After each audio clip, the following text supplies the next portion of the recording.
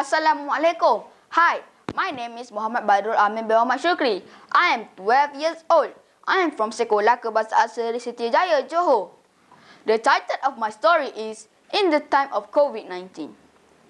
Around this time last year, I was told to stay at home and not to go out.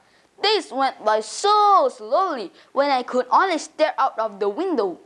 I saw the faded bench outside my house. Dry leaves were everywhere as nobody attended to it.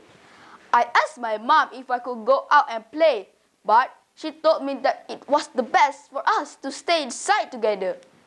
Mom used to be home during the day, but ever since the pandemic, I hardly ever saw her. I could only hear the sound of a car engine approaching the porch late during the night. Felt the warm kiss she gave me on my forehead while I was pretending to sleep. And the sound of the door closed after her in the morning. She once sent us a picture of her at the hospital, and my brother laughed so hard and said that Mom looked silly. He said that Mom looks like a mummy wrapped in blue and white plastic with a face shield. If it wasn't for her shiny hazel eyes, I wouldn't have known that the woman in the picture was her. The man in the television always said that doctors like Mom are the frontliners and that they play a crucial role in battling an invisible enemy.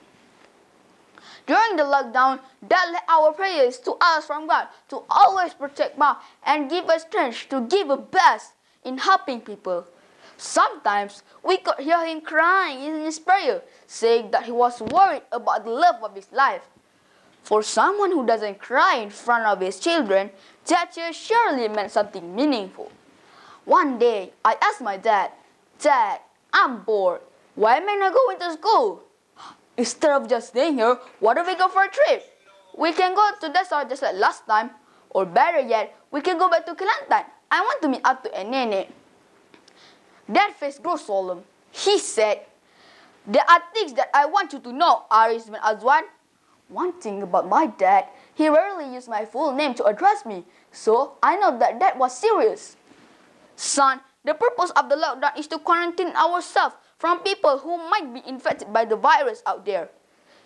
In other words, quarantine is to distance ourselves from people to reduce the risk of being infected. Secondly, it is not a matter of choice. It's a public duty to help flatten the curve and reduce the spread of the virus. So going out for a trip or visiting your grandparents is such an irresponsible thing to do at a time like this, especially with your mom giving her best to stop the virus from spreading." The mention of mom battling something dangerous made me realize that not only my wishes are selfish, but I didn't consider how hard it is for everyone. I looked up at the window.